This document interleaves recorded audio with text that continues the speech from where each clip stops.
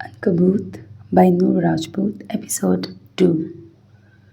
Court کی ابتدائی کارروائی کافی لمبی تھی۔ فجر کا شناختی کارڈ جبکہ ولیم کا پاسپورٹ لے لیا گیا تھا، ان کی تصویریں لی گئی تھیں اور فجر سے سب سے پہلے فری ول کا حلف نامہ سائن کروا لیا گیا، جس میں چند باتیں واضح تھیں۔ وہ اگر گھر چھوڑ رہی تھی تو اپنی مرضی سے۔ وہ اپنی مرضی سے ولیم سے شادی کر رہی تھی۔ کسی نے اسے یہ کرنے پہ مجبور نہیں کیا تھا، اسے اغوا نہیں کیا گیا تھا۔ وہ بالغ تھی اور اپنے فیصلے خود کر سکتی تھی۔ اس نے اس پورے سلسلے میں اپنے گھر سے کچھ نہیں لیا تھا، کوئی پیسہ، کوئی زیور، کچھ نہیں۔ ولیم کے مسلمان ہونے کے لیے ایک گواہ چاہیے تھا۔ جنید موجود تھا۔ اس کے بعد خاموشی سے دونوں نے اپنی طرف کی کارروائی مکمل کی۔ کورٹ میرج نکاح نامہ اردو اور انگلش دونوں میں موجود تھے، جسے دونوں نے سائن کیا اور ان کے کاغذات کی ایک فائل بنا کر جنید کے انکل نے کورٹ میں پیش کی تھی۔ شام ڈھلی اور پھر رات ہو گئی۔ عدالت کی طرف سے منظوری آئی تو دونوں کا نکاح عدالت میں ہی پڑھایا گیا۔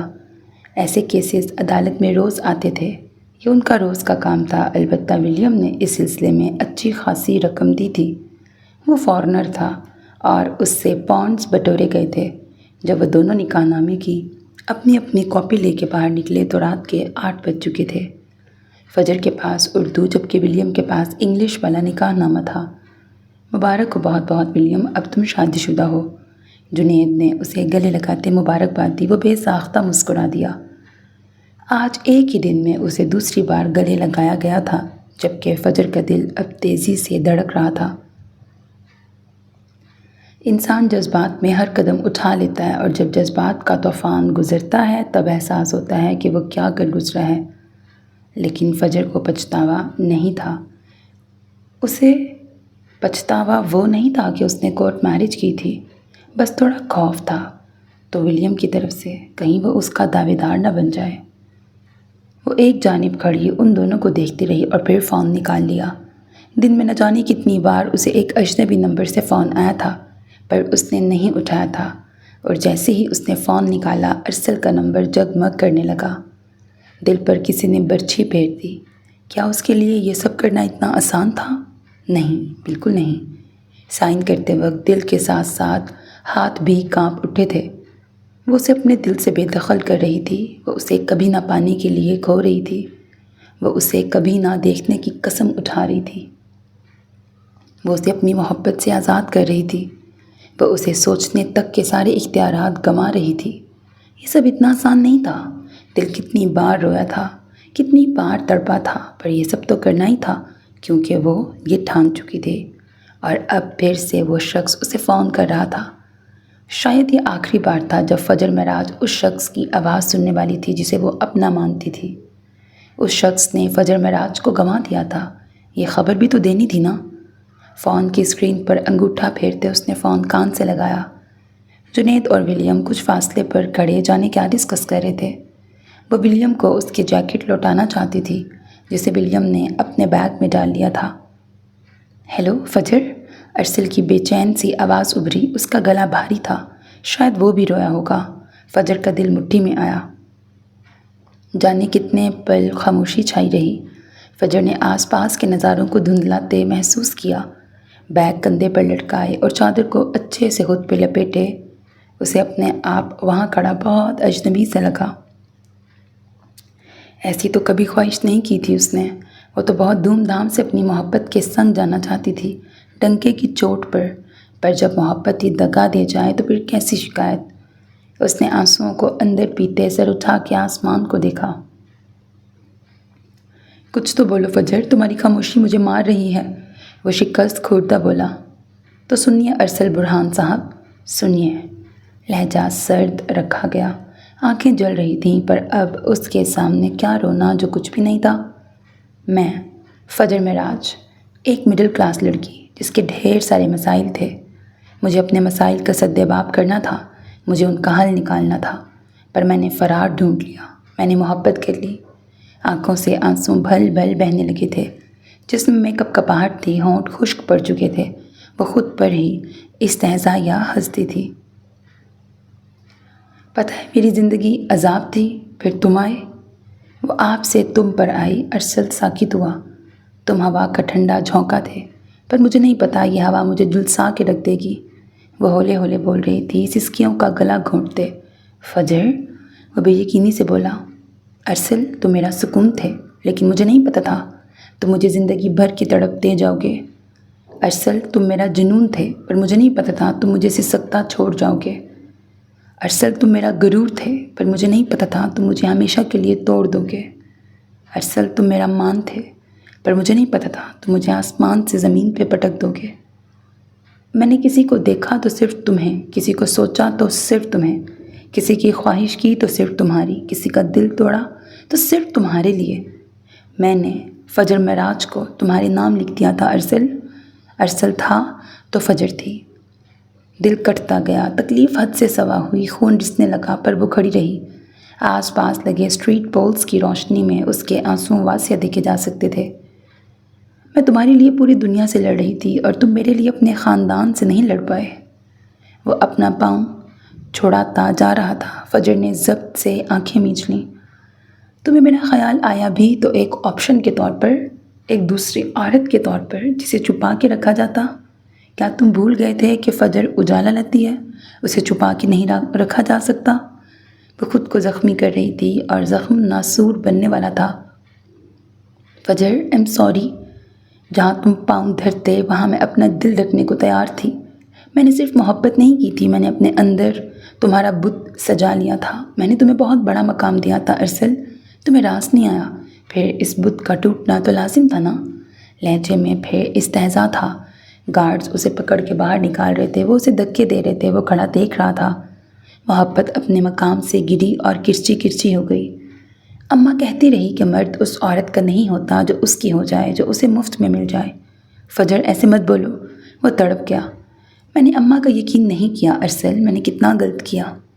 میں تم سے ابھی شادی کرنے کے لیے تیار ہوں، پلیز مجھے ایک موقع اور دے دو۔ اسپیکر سے آواز ابھری اور فجر کی نظر اٹھی۔ سامنے ہی ولیم جنید کے ساتھ کھڑا تھا۔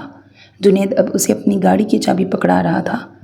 ولیم نے فجر کو دیکھتے کلائی کی جانب اشارہ کیا اور پھر ہوا میں داہنے ہاتھ سے اڑتا ہوا جہاز بنایا۔ اس کی فلائٹ تھی، اسے جانا تھا، پر کیا ایسے ہی؟ وہ ہاتھ میں چھاتا لیے کھڑا تھا۔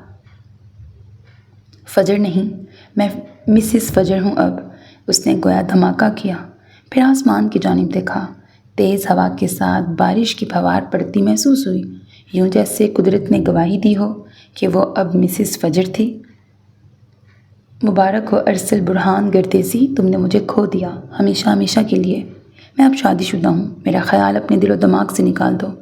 اپنے باپ کی پسند سے شادی کر کے انہیں خوش کرو۔ محبت تمہارے نصیب میں نہیں تھی۔ آنسو ہتھیلی سے رگڑ ڈالے، جو دل میں تھا سب کہہ دیا تھا۔ فون ٹک سے بند کر دیا اور پھر ارسل کا نمبر ڈیلیٹ کر کے اسے بلاک کر دیا۔ ایک ایک عمل اسے اتنی ہی تکلیف پہنچا رہا تھا، پر اسے کرنا تھا۔ وہ فون کو ہاتھ میں تھامے گمسم سی کھڑی رہی، دل خالی ہو گیا، سب ختم ہو گیا، پر ایک نئے آغاز سے وہ ناواقف تھی۔ ولیم چلتا ہوا اس کے قریب آیا اور چھاتا کھول کر اس کے اوپر کر دیا۔ وہ اسے دیکھ رہا تھا۔ فجر نے چونک کر سر اٹھایا، سرخ متورم آنکھیں اور بھیگی پلکیں، پڑپڑاتے لب، چھاتا پکڑے، کیپ اوڑھے، کتھئی آنکھوں سے اسے دیکھتا ولیم اور برقی روشنیوں میں چمکتے بارش کے قطرے۔ کلک کی آواز ابھری، بارش کے قطرے ہوا میں ہی ٹھہر گئے اور وہ دونوں جنید کے ہاتھ میں پکڑے کیمرے میں قید ہو کے رہ گئے۔ یہ تمہارے لیے۔ اس نے ایک سیاہ ٹیپ ریکارڈر فجر کی جانب بڑھائی۔ فجر نے بھویں سکیڑ کے دیکھا، آنکھوں سے ہی پوچھا گیا، کس لیے؟ میں نے سنا ہے شادی کے بعد ہسبینڈ اپنی وائف کو گفٹ دیتا ہے۔ مجھے ایسا کچھ قیمتی نظر نہیں آیا جو تمہیں دے سکوں۔ ہاں، پر یہ میرے لیے بہت خاص ہے، میرے دل کے قریب، شاید تمہارے کام آ جائے۔ وہ ابھی بھی ٹیپ اس کی جانب کیے کھڑا تھا۔ فجر کچھ تذبذب کا شکار ہوئی، پھر اس نے ہاتھ بڑھا کر ٹیپ تھام لی۔ ولیم مسکرا دیا، تو اب تمہیں گھر نہیں جانا؟ وہ لمبا تھا، تھوڑا سر جھکائے کھڑا تھا۔ میں چلی جاؤں گی، یوں جیسے اسے جانتے ہی نہ ہو۔ میں تمہیں گھر چھوڑ دیتا ہوں۔ وہ چمکتی آنکھوں سے آفر دے رہا تھا اور نظریں اس کی بھیگی لرزتی پلکوں پر جمی تھیں، جو رخساروں پر سایہ فگن تھا۔ اس کی ضرورت نہیں ہے، روکھا سا جواب۔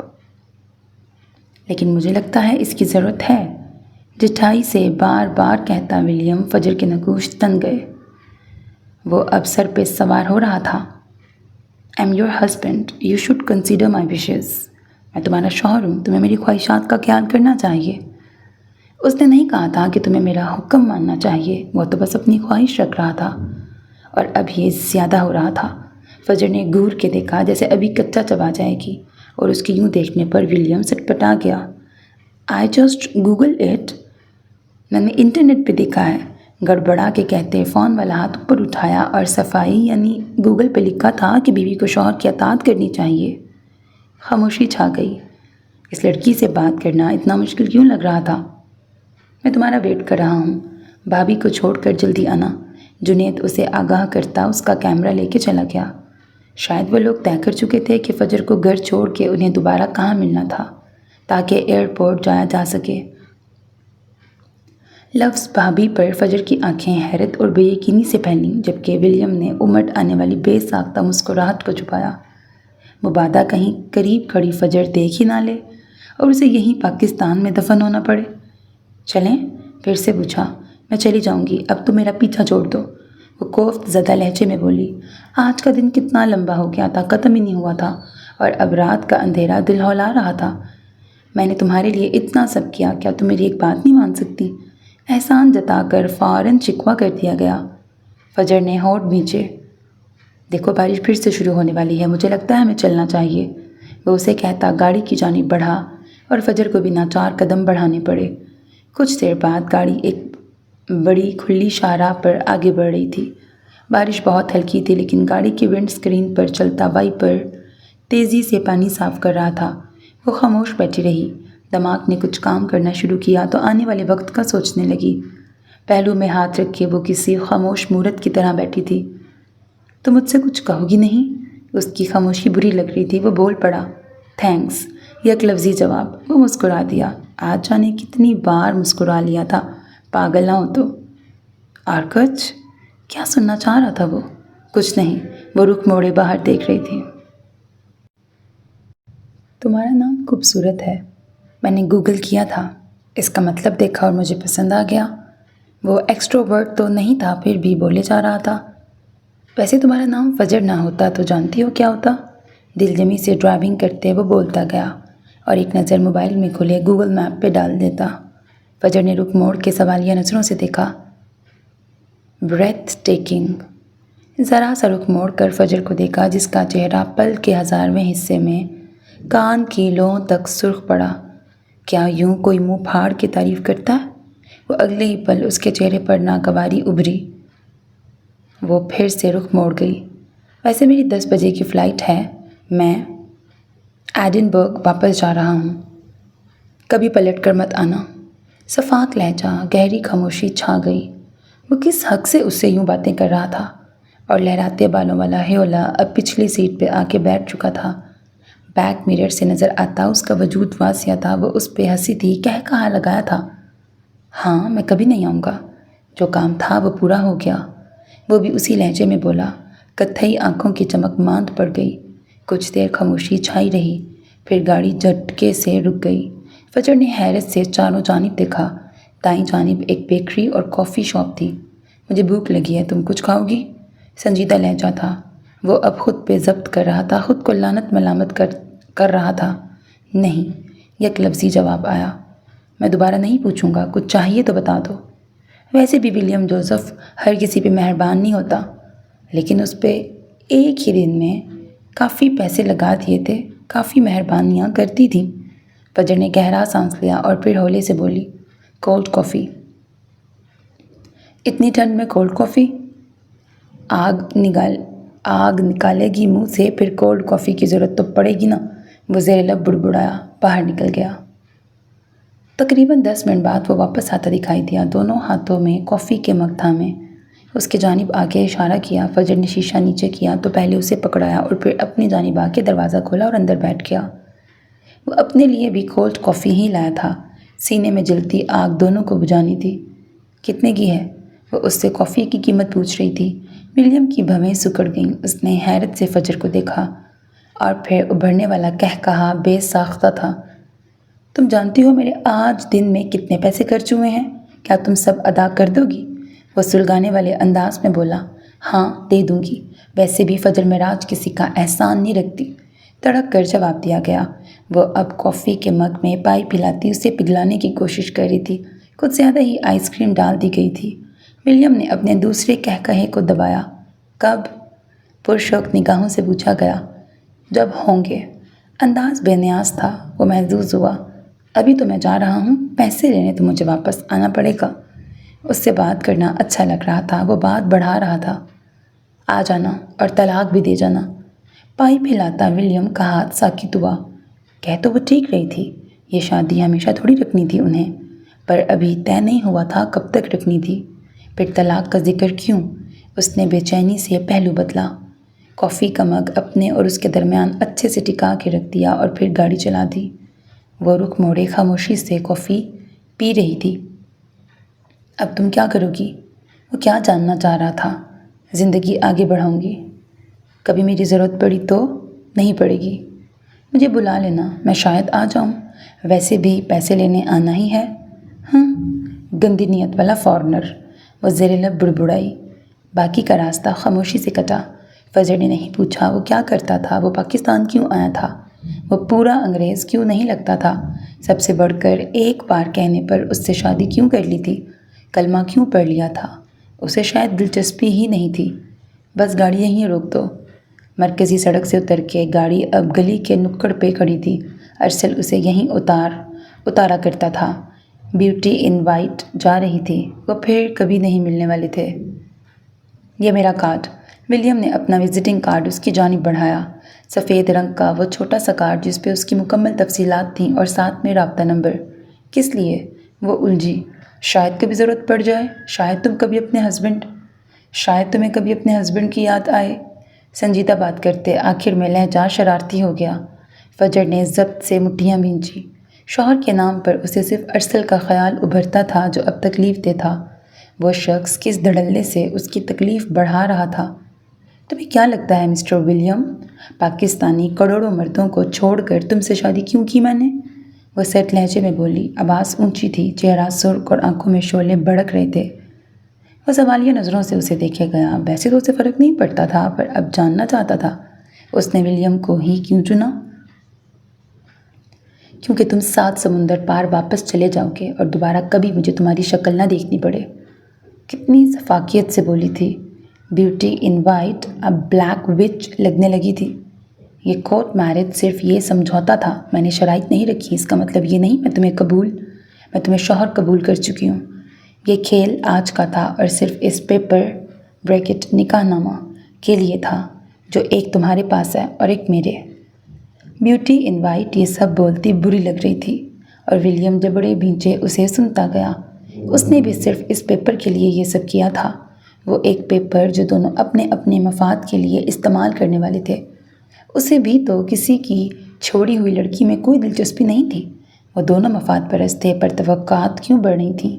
اسے تو یہ تک بھول گیا تھا کہ اس نے آج کلمہ پڑھا تھا۔ وہ ولیم جوزف سے ولیم ولی احمد بنا تھا۔ یہ سفر یہیں تک تھا۔ وہ گاڑی کا دروازہ کھول کے باہر نکل جانا چاہتی تھی، پر دروازہ لاکڈ تھا۔ ولیم کی دی وہ ٹیپ اس کے بیگ میں تھی جس میں اسے ذرا بھی دلچسپی نہیں تھی۔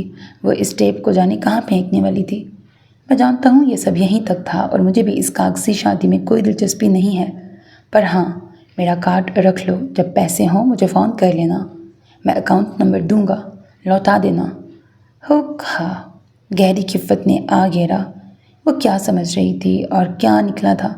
جھٹکے سے مڑی اور کارڈ جھپٹ لیا، پر گود میں رکھا بیگ اسی لمحے نیچے گر گیا، چیزیں بکھر گئیں۔ فٹافٹ جھک کر ایک ہاتھ سے چیزیں اٹھائیں اور پھر سیدھی ہو کر گہرا سانس لیا، سیٹ سے گردن ٹکا کے آنکھیں بند کر لیں۔ ولیم یوں ہی بیٹھا رہا، کافی یوں ہی رکھی رہی۔ ایم سوری، ہولے سے بڑبڑائی، آنکھیں بند تھیں۔ وہ یوں ہی ہونٹ بھینچے بیٹھا رہا۔ دیکھو، میں نے شادی صرف اپنے مفاد کے لیے کی ہے، اپنی ضد میں۔ تم چاہو تو ابھی طلاق دے سکتے ہو، مجھے اس شادی میں دلچسپی نہیں۔ مجھے فرار کا ایک راستہ چاہیے تھا تاکہ مجھے کسی اور کو نہ چننا پڑے۔ لہجہ بھرا گیا۔ میں کبھی واپس نہیں آؤں گا۔ تمہیں کل کسی سے محبت ہو گئی یا تمہیں دوسری شادی کرنی ہوئی، پھر کیا کرو گی؟ اس کی بات میں دم تھا۔ ایسا کبھی نہیں ہوگا۔ فجر ایک ہی غلطی بار بار نہیں دہراتی۔ میں ہمیشہ ایسے ہی رہ لوں گی، مضبوط لہجے میں جواب دیا گیا۔ ولیم گلاس ونڈ کے اس پار جانے کیا کھوج رہا تھا؟ پیچھے بیٹھا ہیولا جو خاموش تھا اب پھر سے ہنسی کی آواز ابھری۔ آج وہ خاموش تھی، ان دونوں کی سن رہی تھی۔ میرے پاس تمہارا کارڈ ہے، جب مجھے خلا چاہیے ہوگا میں کانٹیکٹ کر لوں گی۔ اور ولیم نے بٹن دبا کے گاڑی کا لاک کھول دیا۔ وہ اسے نہیں دیکھ رہا تھا، دیکھنا بھی نہیں تھا۔ ہاں، اب اسے یقین ہو گیا تھا فجر معراج نے یہ شادی اپنے مطلب کے لیے کی تھی۔ دل کو سکون سا ملا، یعنی وہ دونوں ایک ہی لکیر پہ کھڑے تھے۔ ایک کونے پر وہ اور دوسرے پر فجر، درمیان میں 7 سمندر کا فاصلہ تھا۔ دونوں کو فرق نہیں پڑتا تھا دوسرا کہاں جانے والا تھا، کیا کرنے والا تھا۔ ٹھیک ہے، آئندہ آنے والی زندگی کے لیے گڈ لک۔ وہ سنجیدہ سا مسکرایا تو فجر کافی کا مگ واپس رکھتے گاڑی کا دروازہ کھول کر نکل گئی۔ کافی بچی ہوئی تھی، وہ دروازہ بند کر کے جا رہی تھی۔ خدا حافظ بھی نہیں کہا، پلٹ کر بھی نہیں دیکھا۔ فجر معراج کی زندگی میں ولیم نامی یہ باب آج ہی کھلا اور آج ہی بند ہو گیا تھا۔ ولیم نے ایک نظر اسے دیکھا اور پھر تیزی سے گاڑی ریورس کی۔ وہ دیکھتے ہی دیکھتے گاڑی بھگا لے گیا۔ بارش برسنے سے کیچڑ ہو چکی گلی میں وہ بنا کسی احتیاط کے چلتی جا رہی تھی، اس بات سے بے خبر کہ ایک طوفان اس کا منتظر تھا۔ فجر معراج کی زندگی 3 دن کے اندر 360 ڈگری پہ گھوم چکی تھی۔ دل ٹوٹا تھا، مان ٹوٹا تھا، جان سے پیارے شخص نے ہاتھ چھڑا لیا تھا، اور تو اور ایک اجنبی شخص اس کے ساتھ جڑ چکا تھا جس کے بارے میں وہ کچھ نہیں جانتی تھی۔ سارے خسارے سمیٹ لینے کے بعد وہ اب شکستہ سی اپنے گھر کے پرانے ٹوٹے پھوٹے لوہے کے گیٹ پہ کھڑی تھی۔ بند جوتے کیچڑ میں بھر چکے تھے، سفید کپڑے داغدار تھے اور اس کی روح بھی تو ایسی ہی داغدار تھی، گھائل تھی۔ اس نے گیٹ بجایا اور پھر بازو ڈھلکا کے کھڑی رہی۔ رم جھم کرتی بارش اب مزید ہلکی ہو گئی۔ کچھ دیر بعد گیٹ کے دوسری جانب اماں کی چاپ ابھری۔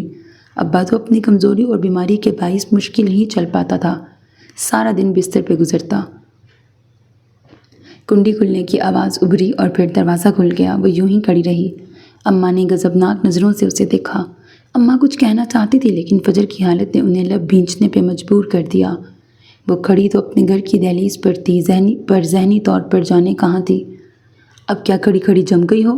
اماں نے بازو پکڑ کے اسے کھینچا اور وہ کسی خواب سے جاگی۔ اماں اب دروازہ بند کر کے دوبارہ کنڈی لگا رہی تھی۔ گھر کے صحن میں مٹیالی سی روشنی تھی۔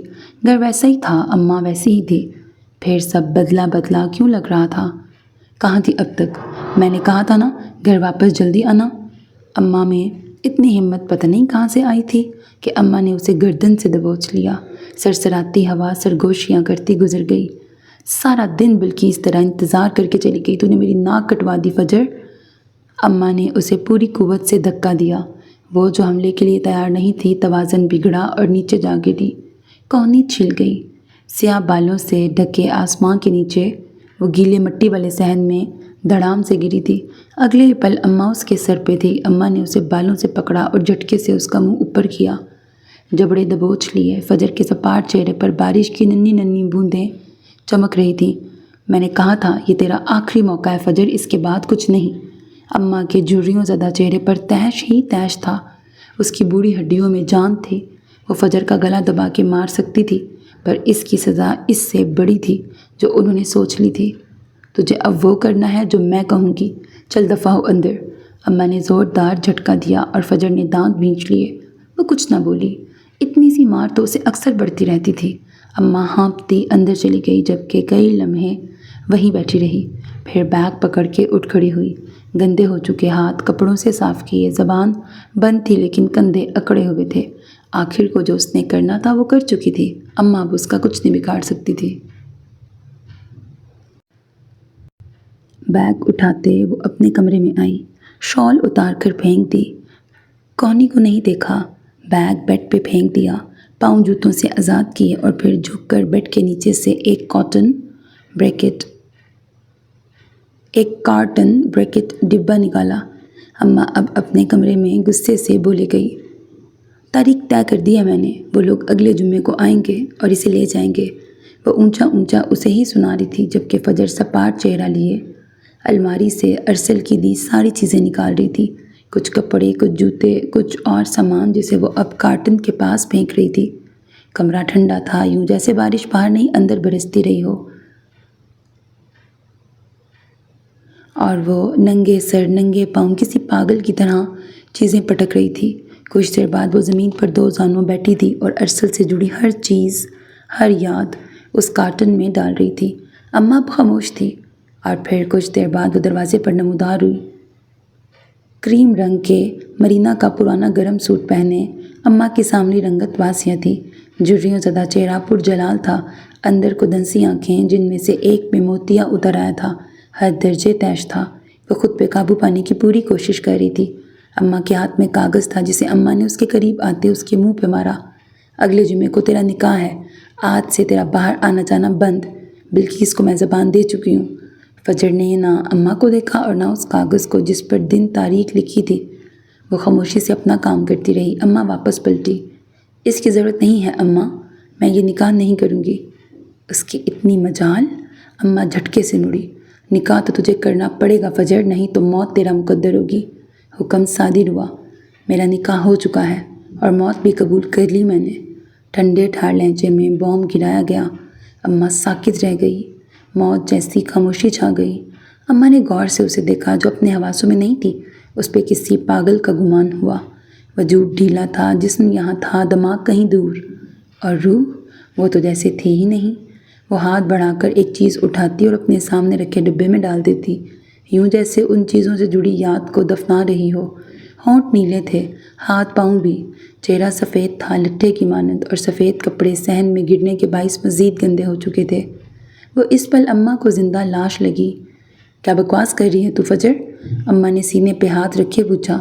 فجر سے کچھ بھی توقع کیا جا سکتا تھا، اس جیسا انا پرست شاید ہی کوئی تھا۔ بکواس نہیں ہے اماں، وہ ہولے سے بولی، اور پھر گھٹنوں کے بل اونچا ہوتے ہاتھ بڑھا کر بیڈ سے بیگ اٹھایا، اس کی زپ کھولی اور اندر سے ایک کاغذ نکالا۔ یہ صرف کاغذ نہیں، نکاح نامہ تھا۔ یہ دیکھ، میرا نکاح نامہ ہے۔ اماں کے قدم لڑکھڑا گئے، منہ حیرت سے گل گیا، آنکھوں میں بے یقینی ابھری۔ وہ فجر کو بے یقینی سے تکتی رہی۔ لے نا اماں، پکڑ، اپنی آنکھوں سے دیکھ لے، فجر اب شادی شدہ ہے۔ انداز سراسر مذاق اڑانے والا تھا، اپنا مذاق، اماں کا مذاق، سب کا مذاق۔ اماں نے مشکل سے قدم اٹھایا اور پھر کپ کپاتے ہاتھوں سے وہ کاغذ پکڑا۔ دل جیسے ہزار کی رفتار پہ دھڑک رہا تھا۔ جا ابا کو دکھا دے اور اسے بتا دے میں نے وہی کیا ہے جو اورنگزیب کی بیٹی نے کیا تھا۔ وہ کتنی پرسکون تھی، جیسے کچھ ہوا ہی نہ ہو۔ پھر واپس بیٹھ گئی۔ اس بار اپنے بیگ سے وہ ٹیپ جو ولیم نے دی تھی نکالی اور ڈبے میں پھینک دی۔ اماں نے کپ کپاتے ہاتھوں سے کاغذ کھولا، جانا پہچانا لگا۔ پھر وہ تیزی سے باہر نکلی تاکہ ابا کو دکھا سکے۔ اماں کو پڑھنا نہیں آتا تھا۔ فجر کے ابا، یہ دیکھ، یہ کیا ہے؟ آنکھوں میں بے تحاشا خوف تھا، دل لرز رہا تھا، انہونی کا خوف۔ یہ نکاح نامہ ہے ابا، میں نے شادی کر لی، وہ زور سے بولی۔ اب کی بار اس کے چہرے پہ مسکان تھی، کمینی سی مسکان، زخمی سی مسکان۔ پتہ ہے میں نے شادی کس سے کی ہے؟ وہ ابا تک اپنی آواز پہنچا رہی تھی۔ ابا کی کوئی آواز نہ ابھری۔ وہ بڑی مشکل سے اٹھ کر بیٹھا اور پھر کپ کپاتے ہاتھوں سے نکاح نامہ کھولا۔ ابا، میں نے ایک انگریز سے شادی کر لی، کورٹ میرج۔ کورٹ میرج کا پتہ ہے نا تجھے؟ وہ اب بھی ویسے ہی بیٹھی تھی، ٹھنڈی زمین پر گھٹنے موڑے۔ اس پر کسی پاگل کا گمان ہو رہا تھا۔ باہر صحن میں اندھیرا جیسے گہرا ہو گیا، سیاہ پر پھیلائی بدقسمتی وارد ہونے لگی۔ ہاں، وہ نکاح نامہ ہی تھا۔ ابا نے اپنے سینے میں چبھن سی محسوس کی۔ انہونی کا احساس ہوا، اور اگلے ہی پل جب ابا نے دلہے کا خانہ دیکھا تو نکاح نامہ ان کے ہاتھ سے چھوٹ گیا۔ ولیم جوزف کا نام واضح لکھا تھا، وہ سچ کہہ رہی تھی۔ ابا واپس گر گیا، جبکہ اماں نے منہ پہ ہاتھ رکھ کر اپنی چیخ کا گلا گھونٹا۔ فجر کی ماں! ابا نے بے یقینی سے اماں کو دیکھا، اور اماں کے وجود میں جیسے ہلچل ہوئی۔ انہوں نے وہ نکاح نامہ فٹافٹ اٹھایا اور تیزی سے کمرے سے نکل کر باورچی خانے میں گھس گئی۔ سانپ گزر گیا تھا اور وہ لکیر مٹانے کی کوشش کر رہی تھی۔ اگلے ہی پل انہوں نے نکاح نامے کو انگیٹھی میں رکھا اور कपकपाते हाथों से माचिस उठाई। माचिस गिर गई। फिर से माचिस उठा के तीली निकाली। वो अब तीली जलाने की कोशिश कर रही थी। वो बहुत जल्दी में थी ताकि फजर की इस गलती को हमेशा हमेशा के लिए मिटाया जा सके, किसी को पता लगने से पहले। अब्बा, औरंगज़ेब की बेटी मर गई थी ना? देख, मैं ज़िंदा हूँ, वो पागलों की तरह बोले जा रही थी। तीली जली और निकाह नामे को आग ने पकड़ लिया। अम्मा के अंदर तैश उठा। उन्होंने चारों तरफ नज़रें की और फिर लकड़ी का रोटियों वाला बेलन नज़र आ गया। अगले ही पल वो बेलन उठाती फजर के कमरे की जानिब बढ़ी। मैं तो ज़िंदा हूँ, पर सब ख़त्म हो गया अब्बा। मैं भी हार गई, तू भी हार गया, अम्मा भी हार गई, सब हार गए। वो इस्तेहज़ाया हंसी। अम्मा किसी पागल जुनूनी की तरह उसके सर पे पहुँच चुकी थी। तुझे लगता है तू जीत गई? तुझे लगता है तू जीत जाएगी? अब मैंने पूरी ताकत से बेलन उसके कंधे पे दे मारा। फजर की कराह उभरी पर वो हिली नहीं। ज़बान दांतों तले दबा ली। हाँ, शायद ये जिस्मानी तकलीफ़ ही अंदरूनी तकलीफ़ को कम कर पाती। अम्मा को रोका नहीं। क्यों किया तूने ऐसा फजर, क्यों किया? अम्मा ने एक और कारी वार किया। वो तकलीफ़ से झुक गई पर बैठी रही। आंखों के सामने अरसल का मुस्कुराता चेहरा उभरा। वो उसके सामने अंगूठी रख रहा था। ये सब करने से पहले तुम मर जाती फजर। अम्मा ने तीसरा वार किया। अरसल अब अपने माँ बाप के साथ अंदर आ रहा था। तो किसी गाड़ी के नीचे आके मर जाती फजर, तो आज वापस ही ना आती। कमर पर लगने वाला बेलन ज़ोरदार था। जब्त के मारे फजर का चेहरा सुर्ख पड़ गया, आंखें भरने लगीं। वो उसके हाथ से अपना हाथ छुड़ा रहा था। फजर, अल्लाह ने तुझे गर्क क्यों नहीं किया? तुम मर जाती फजर, तुम मर जाती। अम्मा अब उसे मारे जा रही थी। बेलन कहाँ लग रहा था, उसे कितनी तकलीफ़ हो रही थी, अम्मा को कुछ फ़र्क नहीं पड़ता था। फजर ने जो कदम उठाया था वो सज़ाए मौत की हकदार थी। उसने मुट्ठियाँ भींच लीं, दांतों तले दबी ज़बान ज़ख्मी हो गई, आंखों से आंसू बह निकले। वो पाँव छुड़ाता जा रहा था। बोल, तूने ये क्यों किया? बोल फजर। अम्मा चाहती थी वो बोले। वो मार मार के थक गई थी, पर फजर ढीठ बनी बैठी रही। अम्मा, दिल दर्द से फटने को तैयार था। उसकी पुकार में इतनी तकलीफ़ थी कि अम्मा ने एक पल को महसूस की पर रुकी नहीं। बाहर ठिठुरती रात ने महसूस की और रात बेज़बान सी रो दी। अम्मा, अरसल ने छोड़ दिया। सीना अब ज़मीन पर टिके घुटनों से जा लगा। दर्द ही दर्द था, आहो बका थी। उसे ठुकरा दिया गया था और इंसान सब बर्दाश्त कर लेता है, अपना रद्द होना नहीं, अपना ठुकराया जाना नहीं। इसलिए तकलीफ़ हद से सवा थी। मैंने तो बस मोहब्बत की थी, गुनाह तो नहीं किया था। तूने मुझे बद्दुआएं दी। वो अब सिसक रही थी, तड़प रही थी। उसने हाथ छुड़ा लिया। अम्मा, अल्फाज टूटने फूटने लगे। मैंने उसको आज़ाद कर दिया। आवाज़ आहिस्ता हो गई, पर अम्मा ना रुकी। उसे लग रहा था फजर की कोई हड्डी टूटे ना टूटे, पर उनका अपना हाथ टूट जाएगा। अरसल, वो हलक के बल चिल्लाई। गर्दन की नसें उभर गईं, सब टूट गया, तकलीफ़ बह निकली। आखिरी बार उसका नाम लिया गया, आखिरी बार उसे पुकारा गया, और अम्मा ने बेलन पूरी कुव्वत से गर्दन के निचले हिस्से पर दे मारा। इंसान कभी ना रोने के लिए एक बार ज़रूर रोता है, और ये आंसू वो आखिरी आंसू थे जब वो बहा रही थी। उससे दस्त बरदार हो चुकी थी, माफ़ नहीं किया था। उसका दिया ज़ख्म नासूर बनता जा रहा था, और तब तक रहता जब तक वो उसे माफ़ न कर देती। और बीच रास्ते में छोड़ने वालों को माफ़ी नहीं मिलती। जिसने छोड़ा हो वो सुकून से नहीं जी पाता, और जिसे छोड़ा जाए उसका मुकद्दर तो बस तड़पना होता है। बेलन छूट कर गिर गया। अम्मा हाँफते हुए हट गई। आज सारा गुस्सा निकाल लिया था, सारी वहशत अम्मा ने उसके वजूद पे उतारी थी। आवाज़ें यकीनन मोहल्ले वालों ने सुनी होंगी, पर जो होना था हो चुका था। अम्मा कमरे की दहलीज में बैठी रो रही थी। फजर ने उन्हें किसी को मुँह दिखाने के काबिल नहीं छोड़ा था, बल्कि इसको दी गई ज़बान एक बार फिर टूट गई थी। जबकि दूसरे कमरे में बिस्तर पे पड़ा अब्बा का वजूद कँपा रहा था। वो सीने पर हाथ रखकर बोलने की कोशिश में था, पर अल्फाज हलक में ही फंस गए। आंखें उबल आईं। अब्बा के सराने खड़ी मीनार हंस रही थी, अब्बा पर कहे लगा रही थी। तू हार गया अब्बा, तू हार गया। वो अब्बा का मजाक उड़ा रही थी। अब्बा ने मुंह खोल कर सांस लेना चाहा, पर नहीं आया। अब्बा ने चारों तरफ गहरा अंधेरा छाता महसूस किया। वजूद को एक आखिरी झटका लगा और फिर साकित हो गया। फटी फटी आंखों में बेयकीनी रकम रह गई। अम्मा कमरे की दहलीज पर सर पकड़े बैठी रो रही थी, जबकि ज़मीन पर पड़ा फजर का वजूद अब साकित था। کبھی کبھی قیامت خاموشی سے آتی ہے اور گزر جاتی ہے، کسی کو احساس تک نہیں ہوتا۔ معراج الدین کے گھر میں بھی ایسی ہی ایک قیامت آ کر گزر چکی تھی اور کسی کو جیسے خبر تک نہ ہوئی تھی۔ فجر رات کے اس پہر اپنے گھر کے عالی شان کمرے میں نرم گرم قالین پر بیٹھا ارسل زیر لب بڑبڑایا۔ اس کی آنکھوں میں آنسو تھے۔ کیا اس نے سچ کہا تھا؟ کیا ایک ہی دن میں اس کی شادی بھی ہو گئی تھی؟ کیا سچ میں اس نے فجر کو ہمیشہ کے لیے گوا دیا تھا؟ ہزاروں سوال کسی اژدہے کی طرح ڈسنے لگے۔ اس کا پاؤں پکڑنا یاد آیا اور اپنا چھڑا لینا، اس کا تڑپ کر اپنی جانب بڑھنا یاد آیا اور گارڈز کا اسے دھکے دے کے باہر نکالنا۔ لٹی پٹی سی حالت لیے کمرے میں سوگ بناتا ارسل برہان اس وقت بے طرح تڑپ رہا تھا۔ اسے برا لگتا تھا جب کوئی فجر کا کوئی کلاس فیلو اسے میسج بھی کر لیتا تھا، جب وہ کسی کا کام کر دیتی تھی، جب کوئی کولیگ اسے سوشل میڈیا پر فالو کر لیتا۔ اسے سب زہر لگتے تھے۔ وہ کسی کو فجر کے ساتھ تصور بھی نہیں کر سکتا تھا، پھر خود کیسے اتنی آسانی سے سب گنوا دیا۔ کیا وہ مزید ضد نہیں کر سکتا تھا؟ کیا خاندان زیادہ اہم تھا؟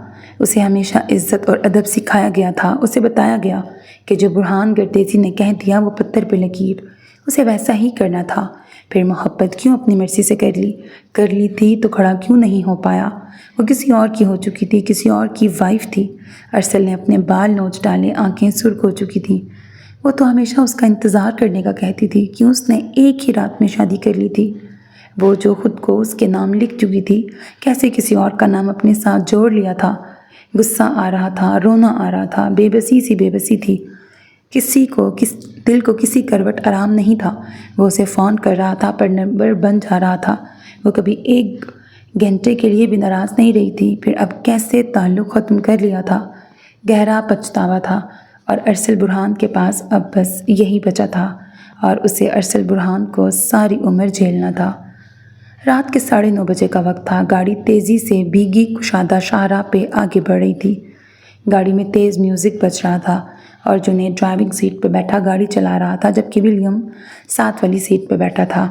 فجر کو چھوڑنے کے بعد وہ نکاح نامہ لے کے سیدھا وہاں گیا تھا جہاں سے اسے محبت چاہیے تھی، پر دھتکار ملی۔ اس کا سینہ فخر سے پھولا ہوا تھا۔ اس نے سوچا نہیں تھا کہ وہ اس دھتکار کا بدلہ اتنی آسانی سے لے لے گا۔ کیا کہا تھا آپ نے کہ وہ میرا ملک تھا جہاں آپ کی بیٹی نے میرے ڈیڈ سے شادی کی؟ یہی کہا تھا نا کہ میں یہاں کسی مسلمان لڑکی سے شادی کر کے دکھاؤں؟ دیکھیں میں نے کر لی۔ وہ ہنسا اور ہنستا چلا گیا۔ اس کے سامنے بیٹھے بوڑھے وجود کی آنکھوں اور چہرے پر بے یقینی رقم تھی۔ وہ بوڑھے وجود کو اسی صدمے میں غرق چھوڑ آیا تھا اور اب ہیٹر کی گرمائش میں اونچی آواز سے چلتا میوزک مسرور کر رہا تھا۔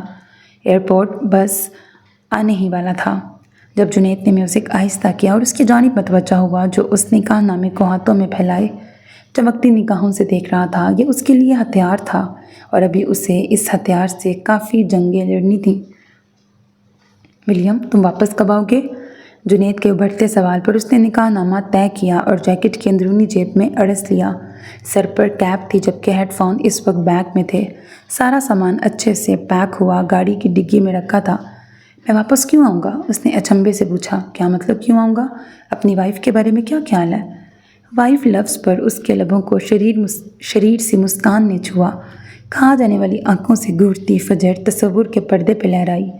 دل گداز ہوا اور اس سے کوئی جواب نہیں بن پایا۔ کئی لمحے خاموشی چھائی رہی، پھر وہ آہستگی سے بولا، اسے اس شادی میں کوئی دلچسپی نہیں۔ کتھئی آنکھوں کی چمک ماند پڑ گئی۔ اور تمہیں؟ جنید ذرا سی گردن موڑ کے دیکھتا اور پھر نظریں سامنے سڑک پہ جما دیتا۔ مجھے بھی نہیں ہے۔ اسے اپنی ہی آواز اجنبی لگی۔ تو کیا تم دونوں ساری عمر ایسے ہی رہو گے؟ جنید کو حیرت ہوئی۔ ہاں، یک لفظی جواب ابھرا۔ وہ اب فون نکالے نوٹیفیکیشن دیکھ رہا تھا۔ ولیم تم کب آؤ گے؟ ڈیڈ غصہ ہیں۔ نسا بریکٹ ولیم کی چھوٹی بہن کا میسج تھا۔ ڈیفالٹ پیس، اگر ڈیڈ کو پتہ چلا تم پاکستان گئے ہو تو مجھے وہ زندہ دفنا دیں گے۔ جارج بریکٹ ولیم کا بڑا بھائی کا بھی میسج تھا۔ وہ زیر لب مسکرا دیا۔ تم کسی اور سے شادی نہیں کرو گے؟ جنید کی آواز ابھری اور اسکرین پہ پھسلتا اس کا انگوٹھا ساکت ہوا۔ پھر وہ جنید کی جانب مڑا۔ میرا چہرہ دیکھو۔ وہ جنید کی جانب جھکا، دانا ہاتھ بڑھا کر کیپ کھینچ کے اتار دی۔ گہرے بھورے بال ماتھے پہ آ گرے۔ کون کہتا ہے بال صرف عورتوں کی خوبصورتی میں اضافہ کرتے ہیں؟ کوئی پوچھتا ولیم جوزف سے۔ اس کی آدھی دنیا اس کے بال تھے اور آدھی دنیا اس کی وہ کتھئی آنکھیں اور اس کا چہرہ، ہاں وہ تو پوری کائنات تھا۔ دیکھو مجھے غور سے، وہ سنجیدہ تھا، جنید کی جانب رخ کیے بیٹھا تھا۔ اس کے یوں پوچھنے پر جنید کو حیرت ہوئی۔ وہ ابرو سکیڑے اسے دیکھے گیا۔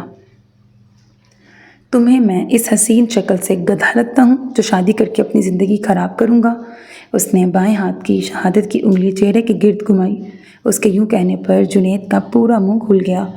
وہ جو آج دن میں کی ہے وہ کیا برتھ ڈے پارٹی تھی؟ وہ جل بھن کے بولا۔ اس کا سارا خون، اس کا سارا دن خوار کر کے وہ کس قدر آسانی سے کہہ رہا تھا۔ وہ بس ذرا سا، وہ بولتے بولتے رک گیا۔ فجر کا عکس ابھرا، وہ دماغ سے کیوں چپک رہی تھی۔ ولیم کی بھویں سکڑنے لگی۔ وہ جھٹکے سے پیچھے ہو بیٹھا، کیپ دوبارہ سر پہ جما لی۔ ہاں بولو، جنید چلایا۔ میں نہیں جانتا، 3 لفظی جواب دے کر جان چھڑا لی گئی۔ دیکھو بھئی، ہمارے ملک کی لڑکی نے ہم سب کو چھوڑ کر تم سے شادی کی ہے اور تم بھی فٹافٹ اس کے لیے مسلم ہو گئے، اور اب تم دونوں ایسے برتاؤ کر رہے ہو جیسے کچھ ہوا ہی نہ ہو۔ وہ شدید کوفت میں مبتلا تھا جبکہ ولیم خاموش رہا۔ ایئرپورٹ بس آنے ہی والا تھا۔ تم کچھ بولو گے؟ جنید نے اس کی خاموشی پر استفسار کیا۔ یس پلیز شٹ اپ۔ وہ بولا بھی تھا تو کیا؟ جنید نے تعصب سے گردن ہلائی۔ تم انگریزوں پر بھروسہ کرنا ہی نہیں چاہیے، وہ زیر لب بڑبڑایا۔ یہ بات اسے بتانی تھی۔ اس کا اشارہ فجر کی طرف تھا۔ ولیم صاحب، اس کی خوبصورتی کے آگے تم بچ گئے تھے۔ تمہارا بس نہیں چل رہا تھا، اپنا دل نکال کے اس کے قدموں میں رکھ دو۔ تم اس کی خوبصورتی ہینڈل نہیں کر پا رہے تھے۔ کبھی بیوٹی ان ریڈ، کبھی بیوٹی ان پرپل، تو کبھی بیوٹی ان بلیک۔ منہ بنا کے اس کی نقل اتاری۔ میری کیا مجال جو میں اس جیسی تیکھی تلوار کو دیکھ بھی لوں؟ حلال ہونے کا شوق نہیں مجھے۔ بیوٹی ان بلیک نہیں، بیوٹی ان وائٹ، کان کو جا کر تصحیح کی گئی۔ چہرے کو پھر سے دلکش مسکان نے چھو لیا۔ وہ بیوٹی ان وائٹ اس کی بیوی تھی۔ دل کیوں کر رہا تھا بیچ سڑک گاڑی روک کر رقص کرنے کو؟ یہ صرف جیتنے کی خوشی تو نہیں تھی۔ وہ اب گاڑی کے شیشے پہ کوہنی ٹکائے پہلی 2 انگلیاں ہونٹوں پہ رکھے مسکراہٹ چھپا رہا تھا جبکہ جنید غصے میں بڑبڑائے جا رہا تھا۔ 40 منٹ بعد وہ اپنی فلائٹ میں بیٹھا تھا۔ جیسے جہاز نے اڑان بھری، ولیم نے ایک آخری نظر چمچماتے شہر کو دیکھا۔ اسی شہر میں وہ رہتی تھی، فجر معراج، ولیم جوزف کی اکلوتی بیوی۔ وہ کتنی ہی دیر کھڑکی سے جھانکتا رہا۔ فجر کے ساتھ گزرے دن کا ایک ایک لمحہ آنکھوں میں گھوم گیا۔ پھر اس نے تھک کر سیٹ سے پشت ٹکا دی۔ وہ اپنی دنیا میں واپس جا رہا تھا، وہ دنیا جہاں اذیتیں تھیں، درد تھا، سب کچھ تھا۔ اس کی فلائٹ 14.5 گھنٹے کی تھی۔ رات 10 بجے اڑنے والی یہ فلائٹ اگلے دن 1 بجے اسکاٹ لینڈ کے وقت کے مطابق کے قریب